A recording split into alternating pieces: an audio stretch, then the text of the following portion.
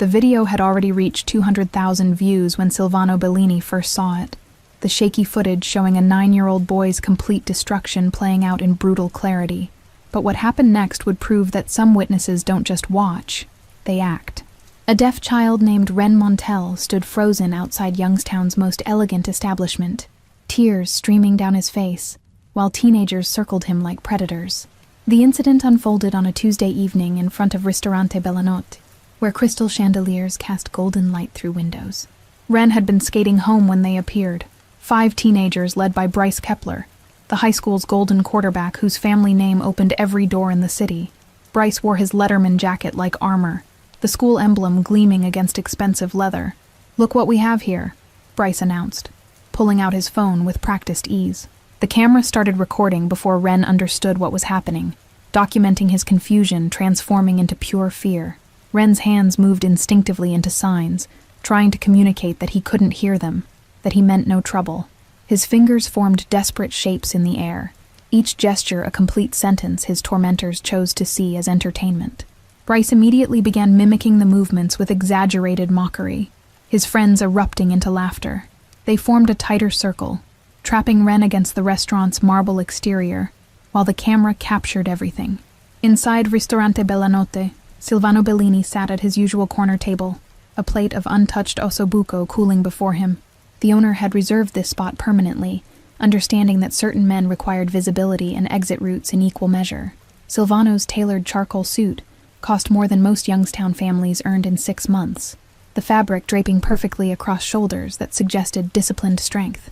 At 29, he'd built an empire through calculated decisions and an iron code that made him both feared and grudgingly respected.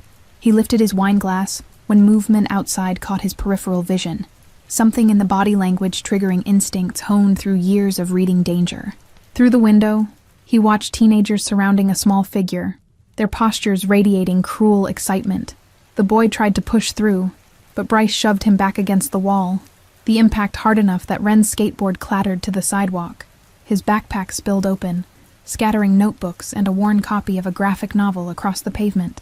"Dance for us," one teenager jeered, though Ren couldn't hear the words, only see their twisted faces and feel the vibrations of their stomping feet. Tears began streaming down his cheeks, and that's when Bryce zoomed the camera in closer, capturing his complete humiliation. Ren's hands moved again in frantic signs, pleading now, but Bryce grabbed his wrists and held them still with casual violence. The other boys laughed harder, their phones now out too, creating multiple angles of a child's breakdown. Silvano's wine glass hit the table harder than intended, the sharp sound causing nearby diners to glance his direction before quickly looking away. He recognized that particular brand of cruelty, the kind that came from those who'd never known vulnerability. The restaurant's security camera mounted above the entrance captured everything from a different angle, its red recording light steady and impassive. Inside, wealthy patrons continued their meals, occasionally glancing toward the window but not intervening. Ren collapsed against the wall and slid down to sitting, covering his face with both hands as his small body shook with sobs. The teenagers stepped back slightly, admiring their work, Bryce narrating for his recording about finding a freak outside the fancy restaurant. A well-dressed couple exited Ristorante Bellanotte, stepping around the scene with barely a pause, their conversation about wine pairings continuing without interruption. Another group entering the restaurant actually smiled at Bryce, recognizing the quarterback from Friday night games. Silvano stood slowly, his napkin dropping to the table as his eyes remained fixed on the window. Something in the boy's defeated posture struck a chord buried deep, awakening memories he'd spent years learning to control through willpower and distance.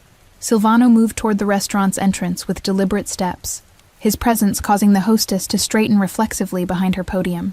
Other diners tracked his movement with cautious awareness, recognizing power, even when they couldn't name its source. The heavy oak door opened smoothly under his hand, releasing him into the cooling October air, where streetlights cast amber pools along Federal Street. The teenagers didn't notice him immediately, too absorbed in their entertainment to register the shift in atmosphere. Bryce was reviewing his footage when Silvano's shadow fell across the group, long and dark in the artificial light.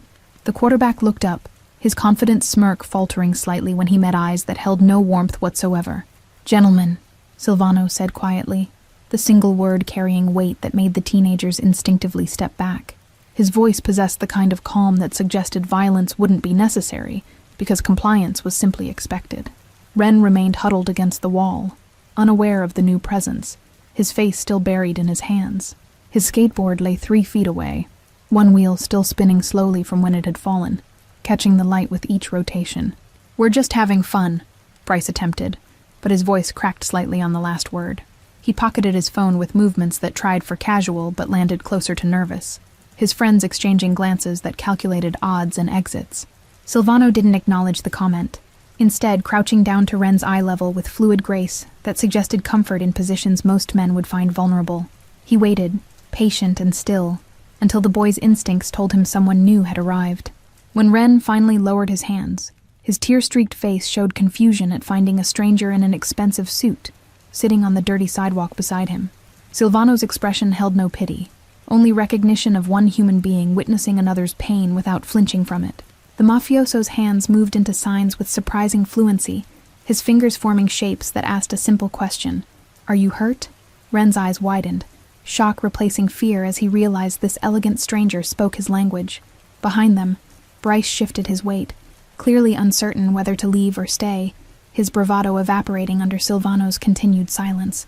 The other teenagers had already begun backing away, survival instincts overriding loyalty to their leader. Ren signed back slowly, explaining that he wasn't physically injured, just humiliated, his small hands shaking slightly as they formed each word. Silvano nodded once, then stood with the smooth control of someone whose body was a perfectly maintained instrument. "What's your name?" Silvano asked Bryce, his tone conversational, despite the tension crackling through the air like static electricity before a storm. The quarterback hesitated, realizing too late that some questions were traps, regardless of how they were answered. "Bryce Kepler," he admitted, and Silvano smiled, the expression that contained no humor whatsoever. The teenager flinched despite himself, his athlete's body recognizing a predator, even when his privileged mind couldn't quite process the hierarchy shift. "I'll remember that," Silvano said simply, then turned his attention back to Ren, dismissing the teenagers as if they'd already ceased to exist. He retrieved the skateboard and backpack, collecting scattered belongings with meticulous care that suggested these items mattered because they belonged to someone who mattered. Bryce and his friends fled without another word, their footsteps echoing down Federal Street in a stumbling run that abandoned all pretense of teenage invincibility. One of them dropped his phone in the rush, but nobody stopped to retrieve it. Silvano helped Ren stand, his grip firm but gentle on the boy's shoulder, grounding him after the chaos. The child's breathing gradually slowed, his body responding to the calm certainty radiating from this unexpected protector. Through the restaurant window, diners had begun to notice the scene, conversations dying as they registered Silvano Bellini personally involving himself in street-level drama. The owner appeared at the entrance, his face pale with concern, but Silvano waved him back inside with a subtle gesture that required no explanation. Across town, in a cramped apartment above a closed hardware store, Alina Montel's phone vibrated against the chipped Formica counter. She'd just gotten home from her evening shift at the diner, her feet aching in worn sneakers that needed replacing 2 months ago. Her 4-year-old daughter sat cross-legged before the television, absorbed in a cartoon whose dialogue Alina had memorized through sheer repetition. The child's innocent laughter filled spaces between the radiator's clank and the upstairs neighbor's perpetual television murmur. Alina grabbed her phone, expecting a shift change notification from her second job, but the screen showed her social media instead. Someone had tagged her in a video that already had thousands of views and climbing, the thumbnail showing a figure that looked sickeningly familiar. Her breath caught as she pressed play, the shaky footage immediately confirming her worst fear. Ren, her beautiful, sensitive boy, being tormented by teenagers she recognized from the high school near their apartment. The sound was on, capturing their laughter and cruel commentary, though her son couldn't hear any of it. Alina's hand flew to her mouth as she watched Ren's desperate signing, his small hands forming words these monsters would never understand. She'd worked 3 jobs for 4 years to give her children stability after their father disappeared, but she couldn't protect Ren from a world that saw difference as weakness. The video ended with Ren collapsed against a wall, and Alina had to replay it twice before she noticed the restaurant behind him. Ristorante Bella Notte, a place so far above her economic reality that she'd never even walked past it, much less imagined her son being destroyed outside its elegant facade. Her phone buzzed again. A text from an unknown number containing a single sentence that made her blood run cold. "Your freak son made quite a show tonight. Better keep him inside where he belongs." Another message followed seconds later from a different number, this one more explicit in its threats about what happened to kids who embarrass normal people. Alina's hands shook as she blocked both numbers, knowing more would come, that the video's virality had painted a target on her family. She moved to Ren's small bedroom, finding it empty, his bed still made from this morning when she'd kissed him goodbye before her first shift. Panic spiked through her chest. The video looked recent, perhaps only an hour old, but where was he now? Her daughter appeared in the doorway, clutching a stuffed rabbit with one ear missing, her small face scrunched with concern that children learn too early in households where stress is the constant baseline. "Mama, why are you scared?" Alina forced a smile that probably convinced neither of them, then called Ren's phone knowing he couldn't hear it ring but hoping he'd feel the vibration. It went straight to voicemail, his careful recorded message explaining in careful words that he was deaf and to please text instead. The apartment felt suddenly too small, walls closing in with the weight of every decision that had led here, staying in Youngstown despite its decay, working multiple jobs that left her children functionally alone too often, believing somehow she could shield them from cruelty through pure determination alone. Another notification lit her screen. Someone had shared the video to a local parent group with commentary about problem children and failing schools. The comments section was already filling with opinions from people who'd never met Ren, but felt qualified to judge his existence based on 30 seconds of his worst moment. Alina grabbed her jacket, moving toward the door with purpose born from desperation, already mentally calculating which route Ren might have taken home. Her daughter protested being left with the neighbor, but there was no choice. One child needed finding, which meant the other required temporary abandonment. The street outside was darker than usual, 2 streetlights broken for weeks while the city claimed budget constraints prevented repairs. Alina moved quickly past storefronts covered in security gates, past the check-cashing place that charged criminal interest, past the corner where teenagers sold substances that killed slowly while politicians pretended not to notice. Federal Street lay 6 blocks east, a journey that crossed invisible borders between Youngstown's forgotten neighborhoods and its preserved historic district. Alina rarely ventured that direction, where her worn clothes and exhausted face marked her as someone who didn't belong among the restored architecture and imported boutiques.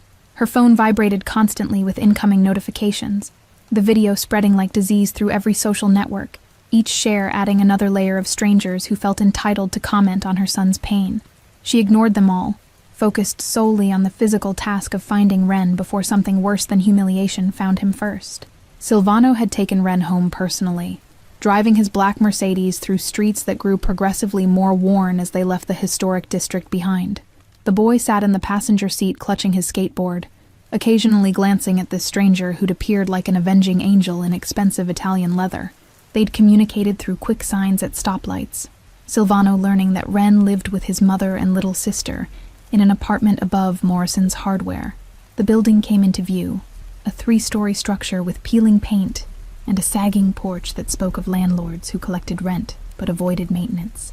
Silvano had watched Ren disappear through the entrance before pulling away, but his involvement didn't end with safe delivery. He made a single phone call to a man named Greco, who specialized in acquiring information that wasn't meant to be found.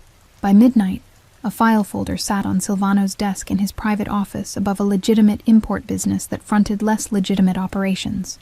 The dossier contained everything about the Montel family: tax returns, employment records, medical bills that told stories of struggle most people couldn't imagine surviving.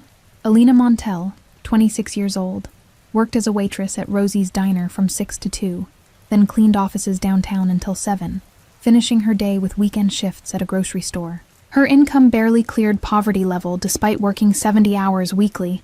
Every dollar stretched impossibly thin across rent, food, and Ren's specialized education needs.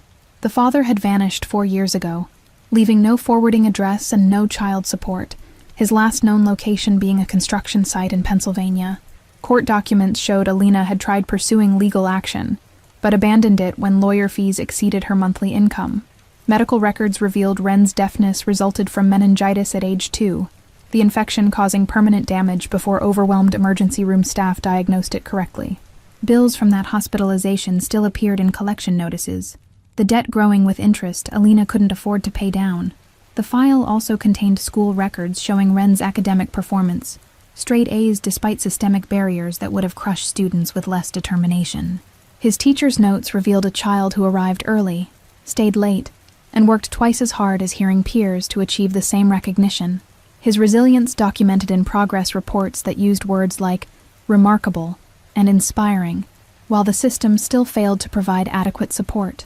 Silvano discovered that Alina had filed 17 formal complaints with the school district over 3 years, each one meticulously documenting failures in Ren's accommodations, broken FM systems, untrained interpreters, teachers who refused to face him while speaking. Every complaint had been acknowledged and ignored, buried under bureaucratic procedures designed to exhaust parents who lacked resources to pursue legal action.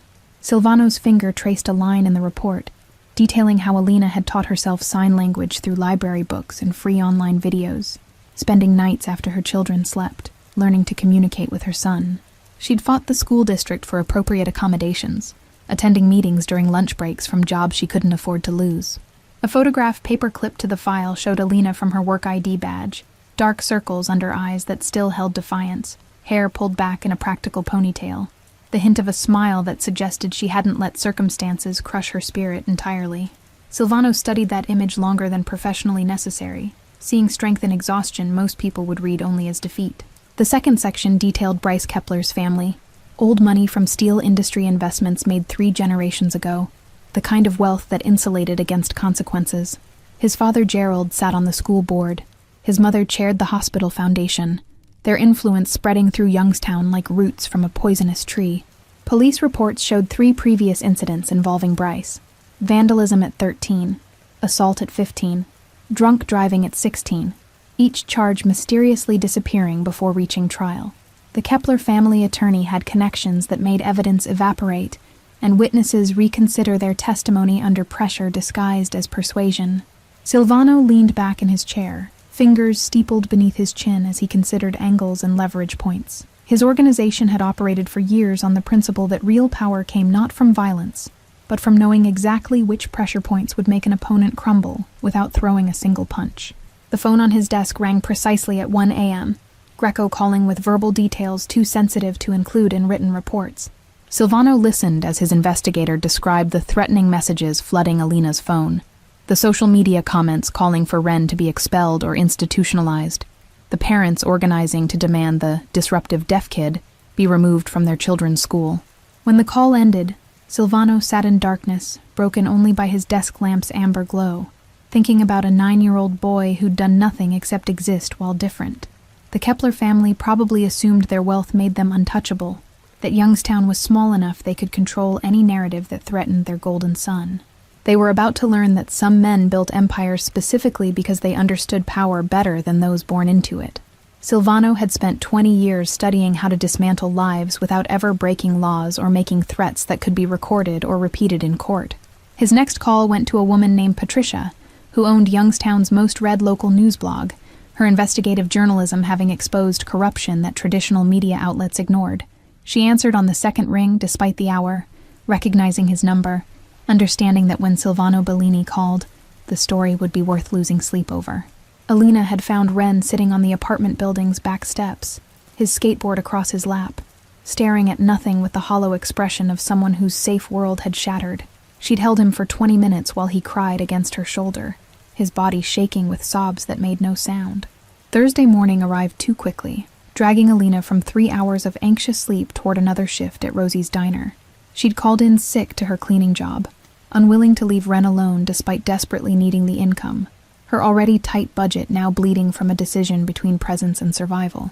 The knock came at 9 a.m., unexpected and authoritative enough that Alina checked through the peephole before opening. A man stood in the hallway wearing a suit that probably cost more than her car, his presence so incongruous with the building's shabby corridor that she initially thought he had the wrong address. Ms. Montel? His voice carried the kind of cultured polish that came from private schools and deliberate elocution lessons. My name is Silvano Bellini. I witnessed the incident involving your son Tuesday evening.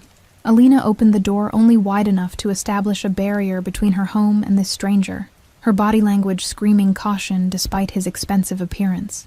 She'd learned years ago that predators came in all packages, sometimes especially the polished ones who smiled while destroying you. I brought your son home that night, Silvano continued, making no move to enter uninvited. I'd like to discuss what happened if you'll permit me a few moments of your time. Something in his directness cut through Alina's defensive instincts. He wasn't selling anything, wasn't promising salvation, just stating facts and requesting permission like her time actually mattered. She stepped back, gesturing him inside while mentally cataloging exits and weapons within reach, should this turn dangerous. The apartment revealed itself in harsh morning light, furniture bought second-hand, and maintained with more determination than success, walls that needed painting, carpet worn thin in traffic paths. Alina watched Silvano's eyes take inventory without judgment appearing on his face, a small mercy that made her hate him slightly less. Ren emerged from his bedroom, freezing when he recognized the man from Tuesday night, surprise and confusion warring across his expressive features. Silvano's hands moved into signs immediately, asking permission to sit and talk, treating the 9-year-old like an equal participant in whatever conversation was about to unfold.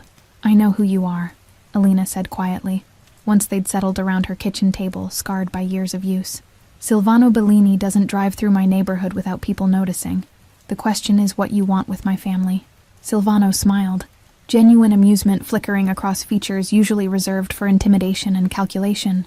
She'd done her homework during the sleepless hours after midnight, asking questions through carefully maintained connections to Youngstown's underground economy that functioned parallel to legitimate society.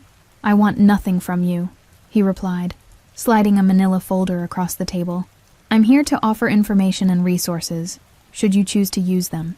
Alina opened the folder to find a complete dossier on Bryce Kepler, his previous offenses, his family's interference in investigations, documentation of wealth used as a weapon against accountability. The thoroughness shocked her, each page revealing research that must have cost thousands of dollars and favors she couldn't begin to calculate. Why? The word came out harder than intended, sharpened by years of learning that nothing came free, especially from men with power who appeared in your kitchen bearing gifts. What possible reason could you have for helping us? Silvano glanced at Ren, who watched their conversation with the intense focus deaf children develop to compensate for missing auditory information. When the mafioso's eyes returned to Alina, they held something uncomfortably close to vulnerability beneath their usual calculation. When I was 12, I watched my younger sister get tormented by neighborhood boys who thought her learning disability made her fair game, he said, his voice dropping to near whisper. I was too small then to stop it, too powerless to do anything except remember how rage and helplessness taste when you swallow them together. The admission hung between them like a bridge built from uncomfortable truth, connecting their disparate worlds through the universal language of failed protection. Alina felt her defensive walls crack slightly, recognizing that rare commodity, someone who understood without needing explanation. Ren's small hand touched Silvano's arm, drawing the mafioso's attention to fingers forming careful signs. The boy asked why a stranger would care about his problems when so many others had witnessed his humiliation, and simply walked past without intervention. Silvano's response came in fluid sign language that spoke of hours. Learning this visual grammar most people never bothered to acquire. He explained that power meant nothing if not used to protect those society deemed unimportant, that strength measured itself not in dominance, but in defense of the vulnerable. Alina watched this exchange with growing disbelief, seeing her son's posture gradually relax, as he recognized someone who didn't view his deafness as deficiency requiring pity. Ren signed questions about Silvano's sister, whether she was okay now, if the bullies ever faced consequences for their cruelty. My sister died when she was 15, Silvano answered, his hands forming the words with particular gentleness, not from the bullying directly, but from believing what they told her about her worth. The kitchen fell into weighted silence, broken only by the radiator's rhythmic clank and distant traffic humming through walls too thin to block sound. Alina felt tears threatening, understanding now why this powerful man sat at her scarred table offering help to strangers who could never repay the debt. I failed her, Silvano continued, his eyes finding Alina's with intensity that demanded she hear the truth beneath his words. I was 17 when she died, just beginning to build the power I have now, and I made myself a promise in the hospital chapel while her body cooled.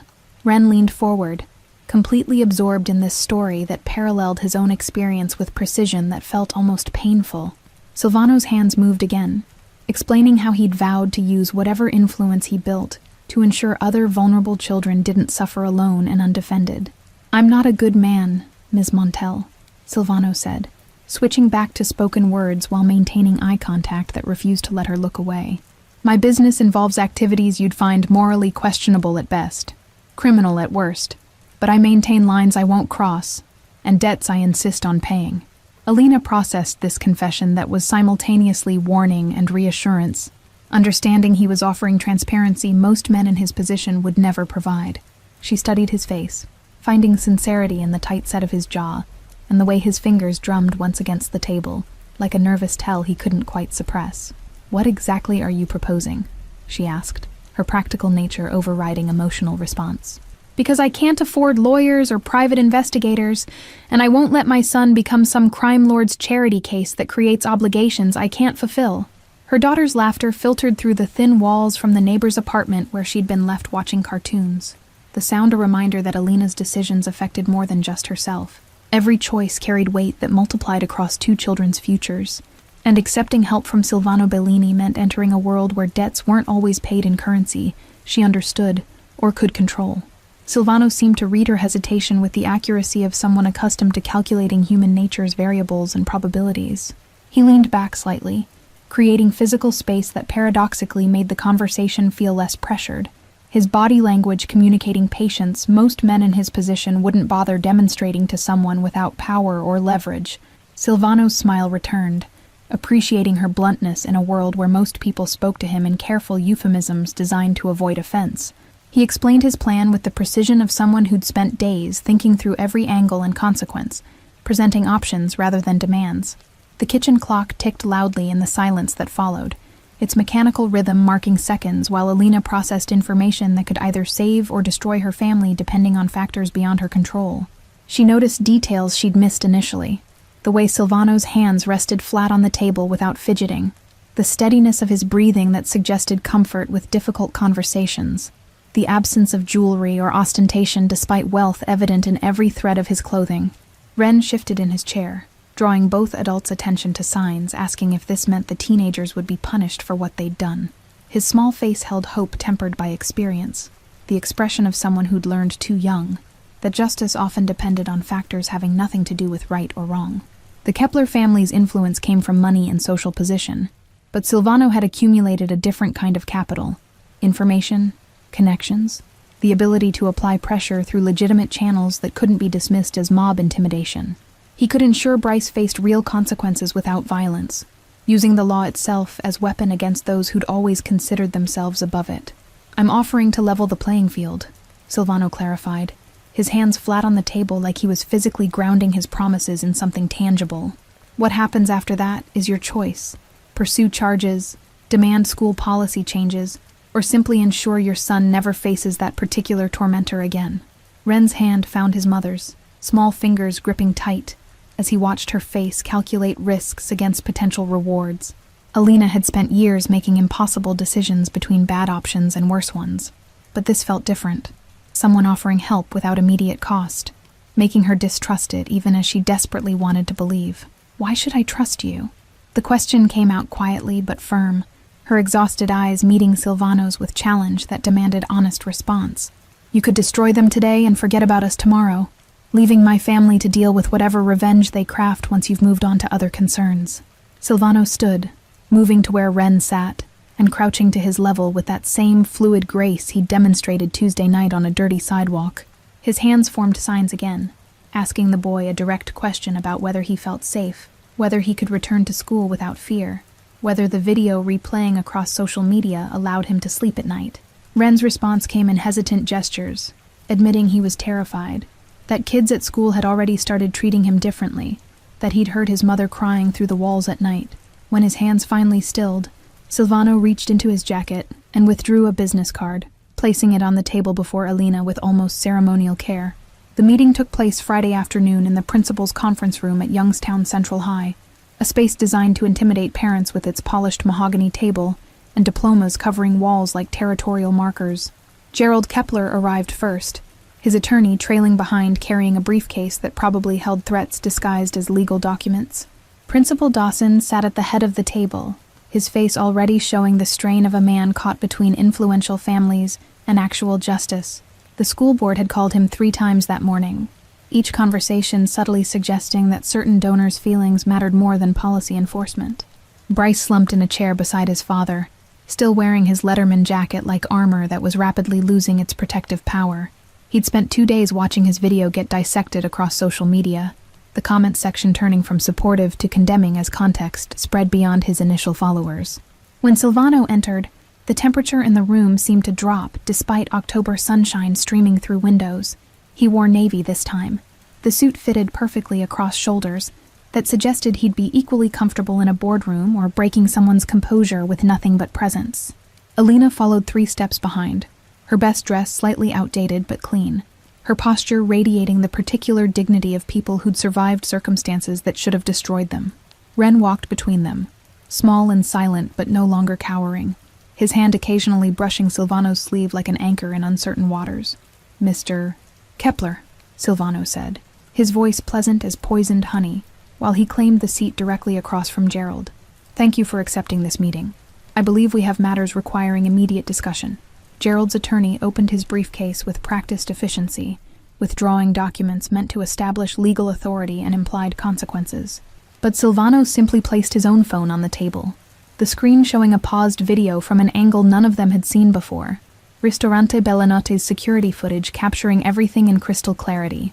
"This footage has already been provided to local media," Silvano explained calmly, watching color drain from Gerald's face, "along with documentation of 3 previous incidents involving your son that mysteriously disappeared from official records." Principal Dawson's eyes widened, understanding suddenly shifting about who held actual power in this room. The school board might have influence, but they couldn't control stories once legitimate journalists started investigating, especially when provided with evidence too substantial to ignore. Bryce finally looked up, meeting Ren's eyes for the first time since Tuesday night, and something in the deaf child's steady gaze made the quarterback flinch. There was no anger there, only exhausted sadness that asked why cruelty had seemed entertaining enough to record and share. "My client is prepared to make a statement," Gerald's attorney attempted, but Silvano raised one hand in a gesture that commanded silence without aggression. The lawyer stopped mid-sentence, recognizing authority that transcended legal credentials or family money. "I'm not interested in statements," Silvano said, his attention focused entirely on Bryce now. "I want to understand what you hope to accomplish by tormenting a 9-year-old child who'd done nothing except exist in your vicinity." The question hung in air thick with tension, demanding answer that couldn't hide behind excuses or justifications. Bryce opened his mouth twice before words actually emerged, his usual confidence completely absent when faced with someone who refused to be impressed by touchdown records or family connections. "I don't know," he finally admitted, voice barely above whisper. "It seemed funny at the time. Everyone was laughing and he couldn't hear us anyway, so I thought it didn't really matter." Alina's sharp intake of breath cut through the room like a blade, but Silvano's hand on her arm conveyed a message. Let the boy finish digging his own grave with honesty. Ren watched Bryce's face, reading emotions there that most people missed when they relied solely on words and tone. "You thought it didn't matter," Silvano repeated slowly, each word precisely enunciated. "Because he experiences the world differently than you, his humiliation somehow weighed less, required less consideration, deserved less basic human dignity."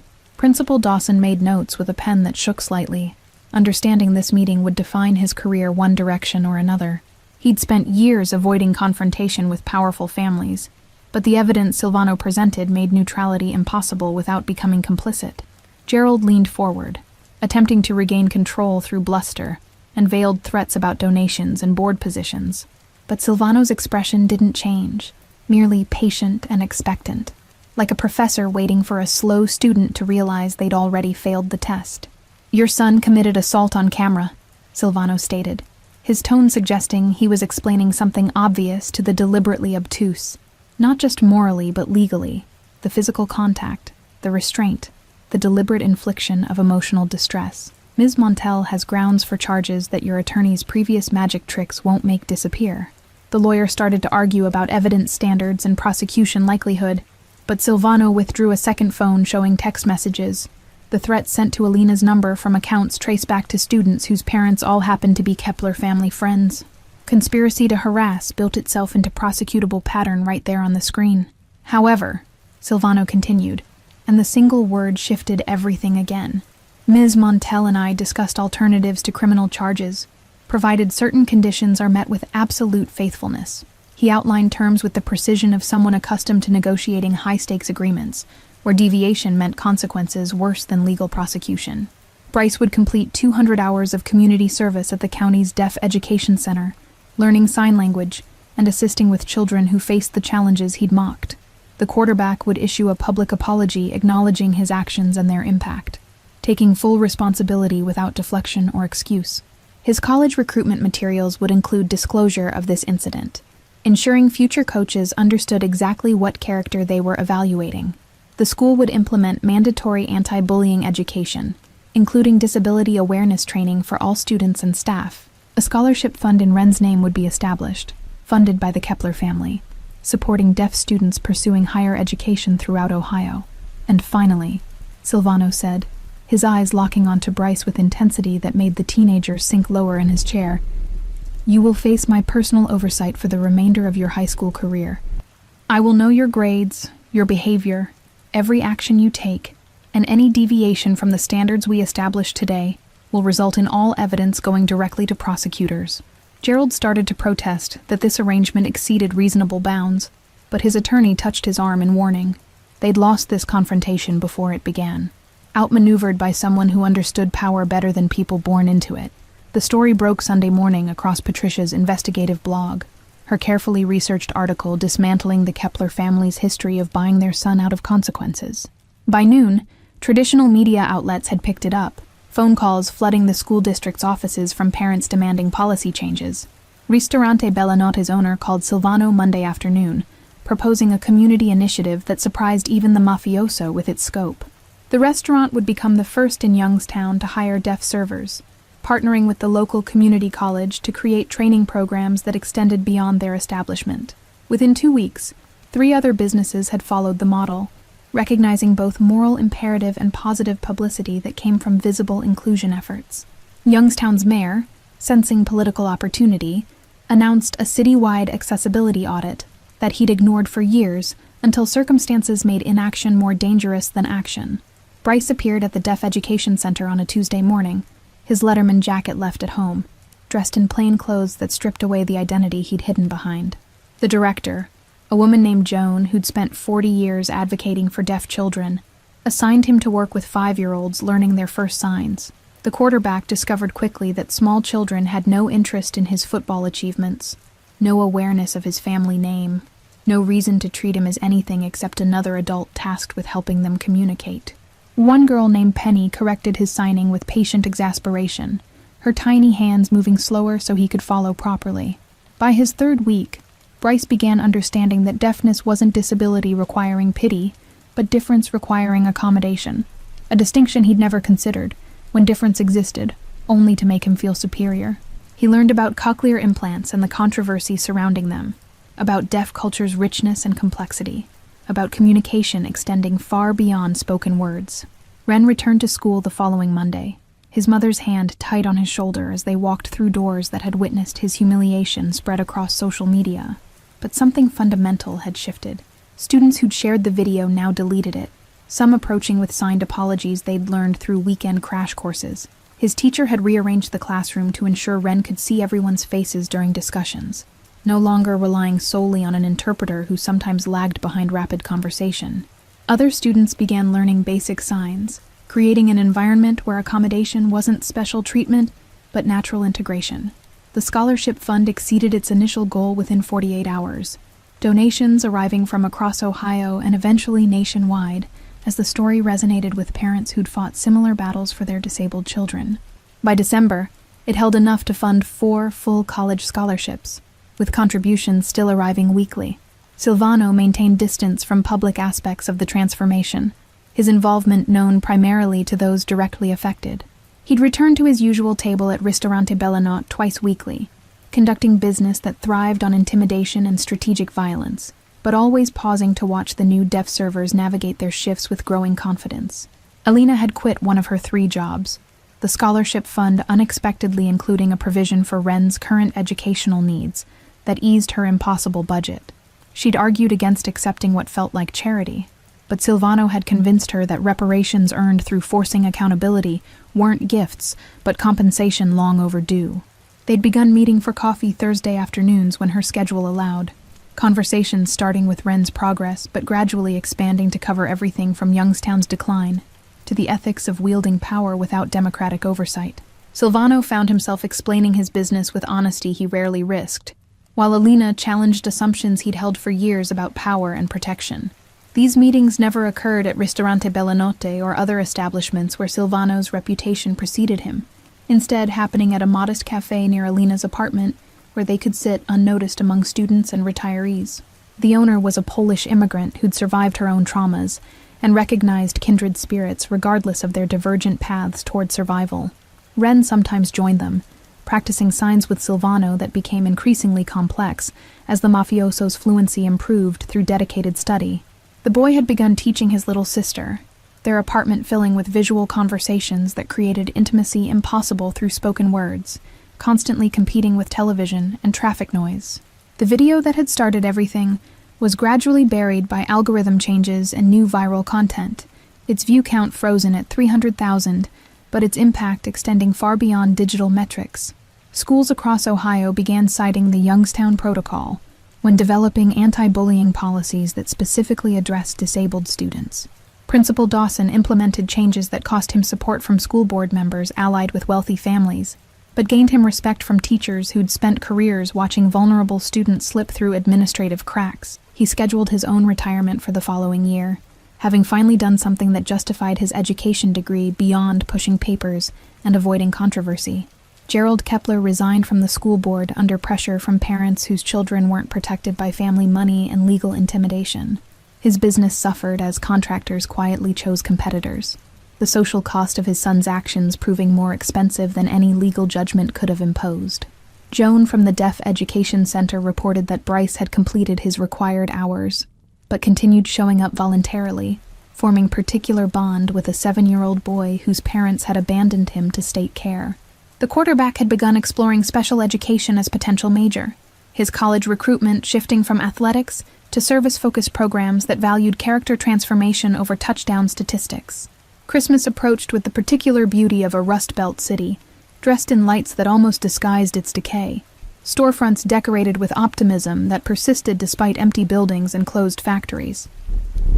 Youngstown wore winter like a familiar coat, shabby but comfortable, its people accustomed to surviving through seasons that tested those who couldn't find warmth in community and stubborn resilience. Ren discovered a package on the apartment's front steps, Christmas Eve morning, his name written in precise calligraphy, across pristine wrapping that seemed imported from a wealthier world. Inside lay a custom skateboard designed by a deaf artist from California, the deck painted with hands-forming signs that spelled out words like courage, worthy, and heard.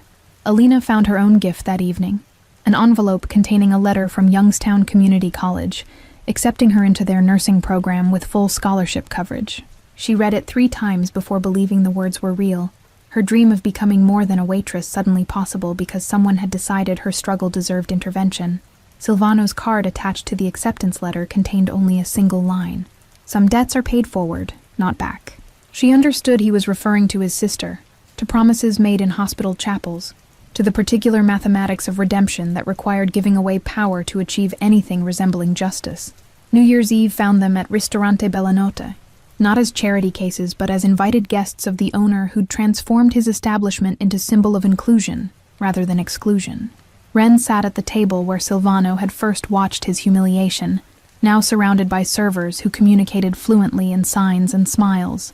The restaurant buzzed with conversation conducted in multiple languages, spoken Italian and English mixing with ASL as deaf and hearing patrons shared space designed to accommodate rather than segregate. A pianist played in the corner, his music accompanied by an interpreter translating melodies into visual poetry for those who experienced rhythm through vibration and sight rather than sound. Silvano arrived late, detained by business he didn't specify, and Alina didn't ask about. Understanding their connection existed in a space that didn't require full disclosure of how he spent hours away from her presence. He changed into a tuxedo that made him appear even more intimidating, except for the way his eyes softened when they found Alina across the crowded room. They didn't speak much during dinner, but hands occasionally brushed when reaching for water glasses or passing bread, each contact carrying weight of things not yet named, but definitely present. Ren watched them with the particular perception children develop when they rely on visual cues, his small smile suggesting he understood what the adults were still pretending to ignore. Midnight approached with countdown displayed on screens throughout the restaurant for patrons who couldn't hear the verbal announcement. Everyone stood, glasses raised, as numbers descended toward the new year carrying promises of fresh starts and continued transformations. When the clock struck 12, Silvano's hand found Alina's naturally, their fingers intertwining with the ease of puzzle pieces that had always belonged together, but only recently discovered their matching edges. He didn't kiss her, too public, too presumptuous, but his thumb traced circles on her palm that communicated intention clearer than words could have managed. Ren tugged Silvano's sleeve, his hands forming signs that asked if the mafioso would teach him about his business someday, not the criminal aspects but the principles of power and protection that guided his decisions. Silvano's response came carefully, acknowledging the request while explaining that real strength meant choosing different paths than those their protectors had walked. Outside, snow began falling in fat flakes that caught light from street lamps and transformed Federal Street into something almost magical, despite the closed storefronts and struggling economy visible beneath holiday decoration. The city's problems hadn't disappeared, wouldn't disappear, but they seemed slightly less insurmountable when faced by people determined to create change within their limited spheres of influence. Bryce Kepler appeared unexpectedly at the restaurant's entrance, hesitating at the threshold before entering with posture that showed genuine uncertainty rather than entitled confidence. He'd come to deliver his final community service report to Joan, but seeing Ren there made him pause, calculating whether to approach or retreat. Ren made the decision for him, standing and crossing the distance with his skateboard tucked under one arm. His hands moved in signs Bryce now understood, offering something that looked remarkably like forgiveness mixed with challenge. Acknowledge what happened but prove through consistent action that you've genuinely changed. The quarterback's response came in careful signs still rough around edges, but comprehensible. Accepting responsibility while thanking Ren for helping him understand perspective he'd never considered when cruelty felt consequence-free. It wasn't friendship forming between them, but perhaps something more valuable, mutual recognition of shared humanity despite different experiences and circumstances. Silvano watched this exchange from his table, understanding that his involvement was complete, that the transformation he'd initiated now belonged to those most affected. Ren would face future challenges. Bryce would experience setbacks in his character development, but they'd both been given tools and examples, showing paths toward justice that didn't require violence or revenge. Alina leaned against Silvano's shoulder, the gesture casual but profound in its demonstration of trust, earned through consistent action, rather than empty promises. They sat in comfortable silence while conversations swirled around them, their connection existing in the spaces between words where understanding developed through shared values and complementary scars.